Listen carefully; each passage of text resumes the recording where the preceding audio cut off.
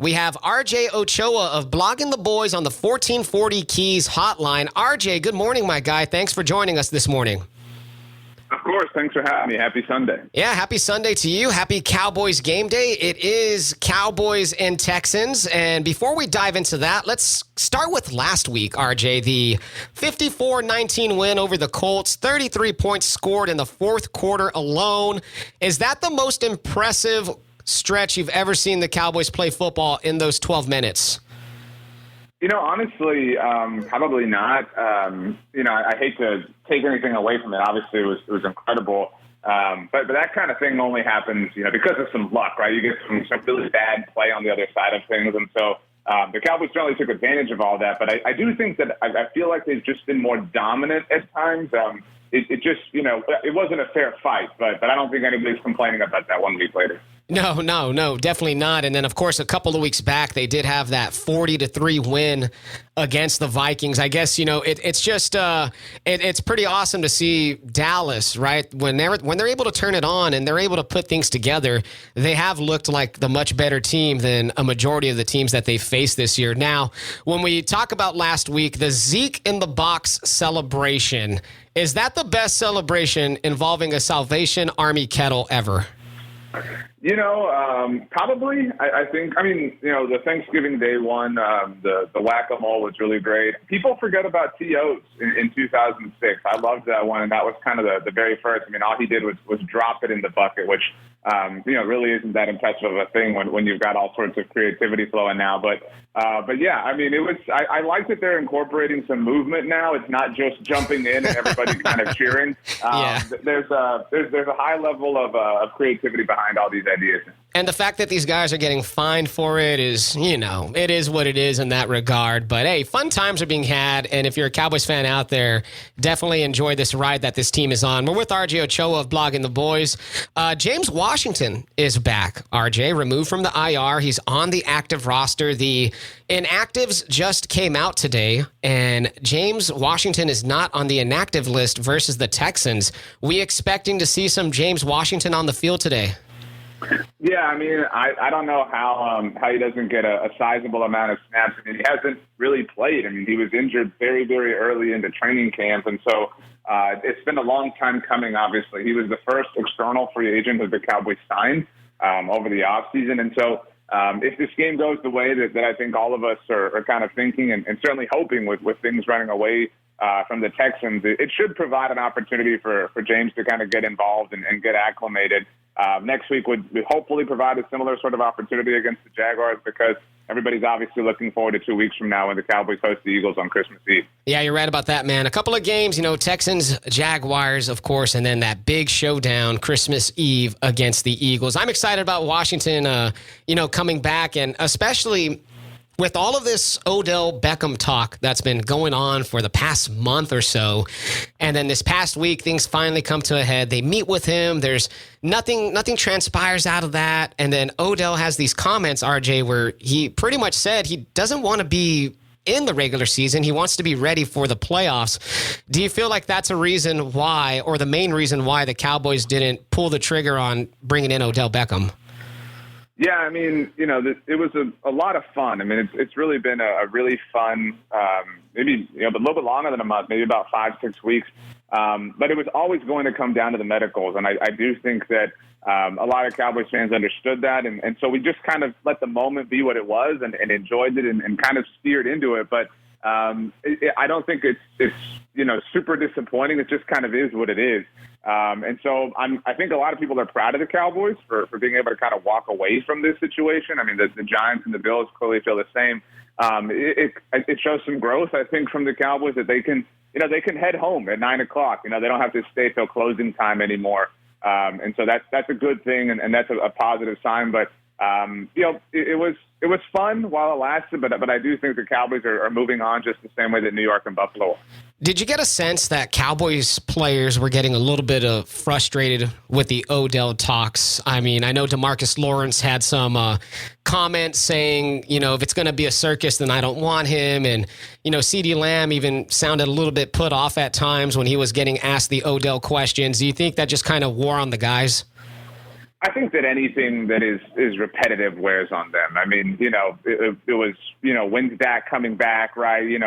What are your thoughts on Cooper Rush? Jerry's comment about, hoping he plays well enough. There's a controversy. There's always kind of, there's a topic that people are obsessed with, and this kind of became that. And, it is unfortunate that it kind of fizzled this way, but I do think, it provided a welcome distraction. I mean, nobody is really, putting a target on the Cowboys, talking about how great they are, which I think ultimately is a good thing. I think it's allowed them to kind of not smell themselves too much. They're still 9-3. They're one of the best teams in the NFL, but they're not leading their division. And so this provided a great sort of piece of meat for everybody to focus on. But I think that they've answered all the questions that they possibly can when it comes to Odell Beckham Jr. We're here with RJ Ochoa of Blogging the Boys. Make sure you guys go out to bloggingtheboys.com, follow all their work, follow all their podcasts, amazing things they're doing out there. So RJ, Dak Prescott, right? Since his return, we know the numbers. The Cowboys offense has been pretty stout, leading the league in points, all that good stuff. What is it about the way the offense is performing right now that has you thinking this thing could be set up for a long playoff run? I think it's, they can avoid mistakes, or they can survive mistakes is probably the better way to put it. Dak has had some ball security issues showing since he's come back, but you could argue that is born out of aggression, born out of the Cowboys, trying to be that way. And they've not only survived, but for the most part dominated their opponents. I mean, I think, last week was not the best Dak Prescott game by any means. It was hardly a failure or anything like that. But, I mean, they wound up winning 54-19. And that's a bit of an aberration, and that doesn't happen all the time. But I think it says a lot, and it provides a high level of confidence that you can play any kind of game, good, bad, or anywhere in between, and still survive, still come out on the end of things. And so they can run the ball, they can throw the ball, they can almost move at will. And I think that separates them from a lot of teams. I mean, they are truly one of the most dangerous offenses in the NFL, which is right where you want to be in the middle of December. It seems like we're seeing CeeDee Lamb emerge lately, especially in the last few weeks. I mean, last week, we saw him make some amazing catches. We've seen him make amazing catches for the past month or so, whole season, matter of fact. But it does really seem like, to me, watching and just observing, that CeeDee Lamb is really kind of stepping up into this wide receiver one role. Do you agree with that assessment?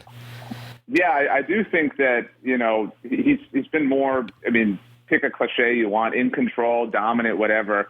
And it's sort of been hiding in plain sight. That there's been so much happening kind of around CD that we pay attention, but there are other things that kind of tantalize us more in the moment.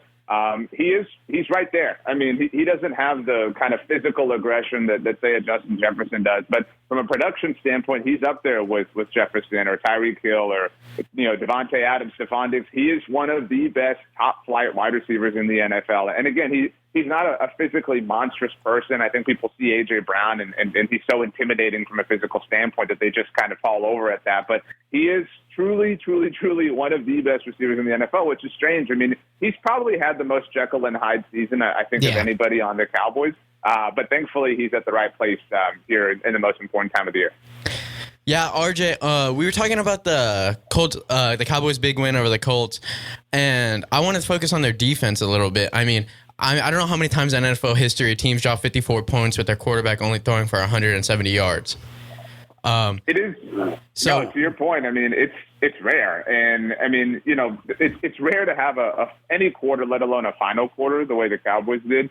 But it speaks to, when there's blood in the water, their defense can swarm, and it almost becomes unfair. It almost becomes a matter of feeling sorry for somebody. I think we all on one tiny level felt that from Matt Ryan a week ago. Yeah. They're relentless. They have pass rushers for days. Obviously, they have some secondary issues, and I think we're all excited to see Kelvin Joseph hopefully put an end to that today. But they have seemingly an unlimited number of pass rushers, and that's a luxury in today's NFL.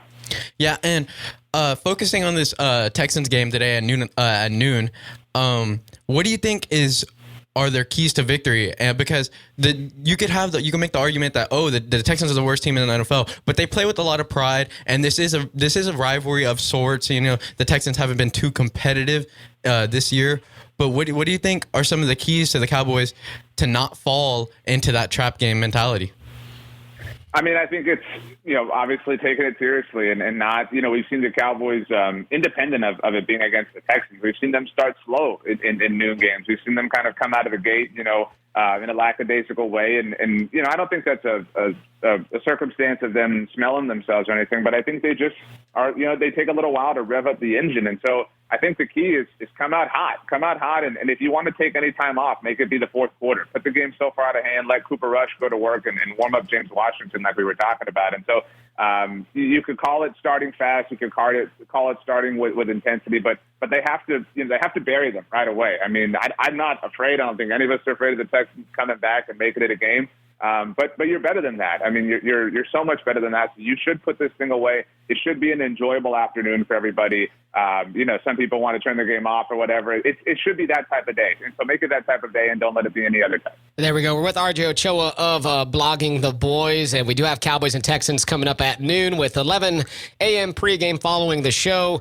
RJ, you did mention, Anthony Brown, Kelvin Joseph. Anthony Brown, of course, is lost. He's going to be gone. Kelvin Joseph expected to replace him. There have been times when the fan base has been very critical of Kelvin Joseph. Is that fair? Is that foul? And are you optimistic that Kelvin Joseph can step in and be adequate in Anthony Brown's place? I think it's certainly more than fair, especially if you're evaluating the entirety of Kelvin Joseph and what his career has been to this point. If you're talking about just on field, I think it's fair as well. I mean, he hasn't been that great of a player. You can argue last week when he got burned for the touchdown, what can he do? And, he's not the worst corner to ever live or anything like that, but he's a second-round pick. I mean, he's supposed to, show elite talent, and we haven't quite seen that yet. He's made some mental mistakes. He had the awful interference penalty in the early part of last week's game against the Colts, and so I think people are just kind of, I don't know that anybody's expecting him or, fairly expecting him at least to be this elite player right away, but you have to show some sort of justification. You have to show why you were a second-round pick, why the Cowboys believed in you, why they went on a limb for you, why they have supported you this entire time. You have to give us something, and it feels like we haven't gotten that yet, and maybe that is being a little bit dramatic, but it has to happen now. I mean, there's no other option. I mean, he has to be this team's starting corner opposite of Trayvon Diggs. So it's throw in the deep water, hope you survive, because if you don't, there are going to be a lot more problems, down the line. Last question for you, RJ, and this one's kind of a loaded question. I don't mean to put you on the spot here, but are the Cowboys legitimate Super Bowl contenders? Yeah, I don't see why they're not. I mean, you can argue that, the way that their sort of presentation is from, statistical perspectives right now is inflated by the last month. The big win against the Vikings, you mentioned, obviously last week against the Colts. Those things help with their point differential or their DVOA ranking, things like that. But, I mean, I think that's important. Were they this good of a team in September and early October? No. But, I mean, I don't care that they weren't. I mean, they're that team now. The tournament starts in about a month. And so like who they are now, they can go toe to toe with anybody in the NFL. And I don't know that they'll win the Super Bowl or not, obviously, but they certainly can. And if they don't, I think it's important to acknowledge that that's not a failure. I've talked a lot about this week. They are likely going to win their 10th game of the season today. And when they do, it will be their second consecutive season with double-digit wins. They haven't done that as a franchise since 1995 and 1996. And so they probably won't win the Super Bowl. I mean, if you lay out odds and likelihoods, it is unlikely that they will because it's so difficult. But even if they don't, they are proving to be a team that is here every single year. And if you do that, if you are in the tournament every single year, if you want to live off of odds and likelihoods and projections, the odds are that at some point fate will smile upon you and it will be your turn. So I don't know that it's their turn this year, but they are morphing into a team that is hanging out at this part of the NFL, and that's a really exciting thing with regards to the future. It's equally exciting that it could finally happen this year, but they're in the division with a really good team, and even if they got through it, they still have to maybe play the Niners, they still have to maybe play the Vikings or the Bucs or whoever, and then the Chiefs or the Bills or whatever. It's a really hard thing to do, but they have just as good of a chance as anybody at this point. There we go, RJ Ochoa. Hey, RJ, man, we appreciate your time. We appreciate your energy and everything this morning on this Cowboys game day. Thank you for joining us, and we'll definitely have to catch up with you later on towards the playoffs, man. We're excited about that, so thank you once again. Sounds good. I love that. Y'all have a great day. Enjoy the game, and Merry Christmas to you guys. Yes, sir. You too. Merry Christmas to you. There goes RJ Ochoa of Blogging the Boys. Just boom, boom, boom, boom, boom. Awesome. A wealth of information. One of my favorite guys to talk to when it comes to Cowboys analysis, breakdowns, everything. They do a great job at Blogging the Boys, so make sure you follow all their work.